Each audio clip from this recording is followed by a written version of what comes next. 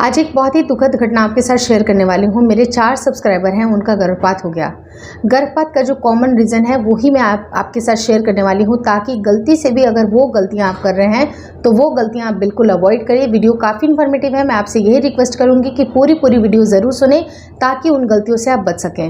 नमस्कार दोस्तों, मेरा नाम हर्षिता वर्मा है और आपका मेरे चैनल ट्विंस माय वर्ल्ड पे बहुत बहुत स्वागत है। प्रेगनेंसी कंसीव होने के लिए 3 फैक्टर का स्टेबल होना ज़रूरी है। पहला तो जो मेल के सेल होते हैं वो काफ़ी हेल्दी, उनकी मोटिलिटी, उनकी काउंट अच्छी होनी चाहिए। दूसरा, जो फीमेल अंडा होता है उसकी साइज़ बिल्कुल परफेक्ट होनी चाहिए। हार्मोन भी अच्छी तरह से वर्क करेंगे तो ओव्यूलेशन भी आपका सही टाइम पे ट्रिगर होगा। तीसरी चीज़ है, उनके फर्टिलाइजेशन के बाद जो इम्प्लांटेशन का काम शुरू होता है तो वो इम्प्लांटेशन बिल्कुल सक्सेसफुल हो जाए। जो नन्हा सा ब्लास्टोसिस्ट बन रहा है वो आपके यूट्रस की दीवार पर चिपक जाए। अगर वो प्रॉपर तरीके से चिपकता है तभी जाके आपका इम्प्लांटेशन सक्सेसफुल होता है, तभी जाके आपकी प्रेगनेंसी रुकती है। यानी कि ये 3 चीज़ों का फैक्टर काफ़ी इंपॉर्टेंट है जो कि आपकी प्रेगनेंसी को लीड करता है।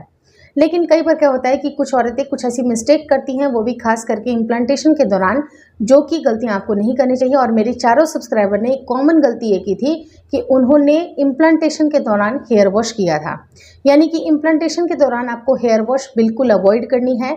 ऐसा कहा जाता है कि जब आपकी बॉडी इम्प्लांट हो रही होती है, जब अगर भ्रूण का इम्प्लांटेशन हो रहा होता है, उस टाइम पे तेज़ी से आपके हार्मोन बदलते हैं, क्योंकि हार्मोन का सबसे ज़्यादा ट्रिगर तब होता है जब मेंस्ट्रुएशन साइकिल आती है। दूसरा होता है जब ओव्यूलेशन आपका ट्रिगर होता है, और साथ ही साथ जब इम्प्लांटेशन ट्रिगर होता है। इम्प्लांटेशन आपका सक्सेसफुल होने के लिए आपके सारे हार्मोन का सही ढंग से काम करना ज़रूरी है, जिसमें कि सबसे इंपॉर्टेंट है आपका प्रोजेस्टेरोन की मात्रा। प्रोजेस्टेरोन की मात्रा अगर अच्छी बनेगी तब आपके यूट्रस की दीवार पे नन्हा सा जायगोट चिपकेगा भी, और वो स्टेबल भी रहेगा, वो भी आपके पूरे 9 महीने के लिए। तो आपके प्रोजेस्टेरोन की मात्रा भी स्टेबल होना ज़रूरी है। और उस टाइम पे जो आपके सारे हार्मोन का रेगुलराइजेशन होता है वो आपके सर के पीछे वाले जो हिस्सा होता है, जहाँ पर पिट्यूटरी ग्लैंड लोकेटेड होता है, वहाँ से आपके सारे हार्मोन रेगुलेट होते हैं।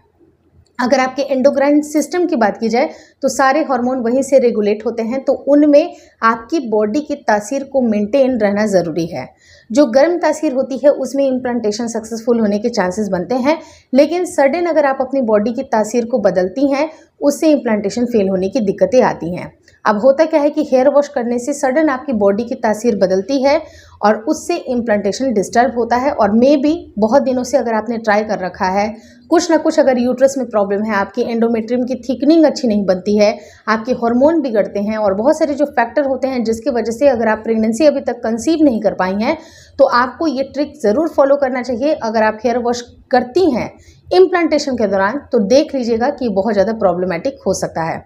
अगर आप चाहें तो आप इसको अवॉइड करें, और इसकी डिटेल नॉलेज कि आपको कब करना है, कब हेयर वॉश बंद करना है, कब आपको डॉक्टरी सलाह लेनी है, सब के बारे में एक सेपरेट वीडियो मैंने डिटेल में बनाई है। उसकी लिंक मैं एंड स्क्रीन पे ड्रॉप करूंगी, आप ज़रूर देख लीजिएगा ताकि आपके मन में किसी तरह की कोई भी कन्फ्यूज़न ना बचे।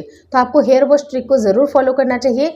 अब बारी आती है दूसरी गलती की। दूसरी गलती काफ़ी इंपॉर्टेंट वो भी होता है कि महिलाएं संपर्क में भी रहती हैं। अगर आप अपने पति के साथ संपर्क में इम्प्लांटेशन के दौरान रहती हैं, उससे भी आपकी इम्प्लांटेशन फेल होने के चांसेस बनते हैं।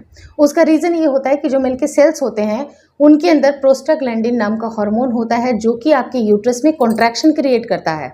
जब ये कॉन्ट्रैक्शन हल्का भी होता है, क्योंकि छोटा सा ब्लास्टोसिस्ट आपके यूट्रस में चिपका है, जस्ट अभी चिपका ही है, और आपने रिलेशनशिप प्लान कर लिया, और आपकी बॉडी उस तरह से रेजिस्ट नहीं करती अपने आप को, और बहुत ज़्यादा आपकी बॉडी, कह सकते हैं ना कि बहुत दिनों से अगर आपकी प्रेगनेंसी कंसीव नहीं हो रही है, बहुत सारे छोटे छोटे से रीज़न या बड़े रीज़न हो सकते हैं, तो आपको प्रेगनेंसी को भी अवॉइड करने के लिए, मतलब सॉरी मैं आपको ये बोल रही हूँ, तो आपको रिलेशनशिप भी ज़रूर अवॉइड करना चाहिए, क्योंकि रिलेशनशिप प्लान करने से आपके यूट्रस में कॉन्ट्रैक्शन आता है, जो कि आपके गर्भ को रुकने नहीं देता है। तो ये 2 बेसिक सी गलतियां होती हैं जो कि बेसिकली आपको बिल्कुल नहीं करनी चाहिए, क्योंकि ये 2 गलतियां भी बहुत बड़ी गलतियां होती हैं। और जो भी हमारे जो मुस्लिम भाई बहन होते हैं, उनके धर्म में भी ऐसा माना जाता है कि जब हम रिलेशनशिप प्लान करते हैं तो हेयर वॉश करना ही करना होता है। तो आप ये दोनों चीज़ को अवॉइड करें इम्प्लांटेशन के दौरान, तो आप देखिएगा कि आपके इम्प्लांटेशन सक्सेसफुल होने के चांसेस बनेंगे। अगर कुछ मन में कन्फ्यूज़न रहती है कि इम्प्लांटेशन के दौरान और कौन कौन सी गलतियां ना करें, तो एक और वीडियो की लिंक मैं रिकमेंड करूँगी, जिसके लिंक मैं एंड स्क्रीन पर ड्रॉप करूँगी। आप देख लीजिएगा कि 10 ऐसी बेसिक गलतियाँ होती हैं जिसको इम्प्लांटेशन के दौरान हमें बिल्कुल नहीं करना चाहिए। Thank you so much for watching twins my world.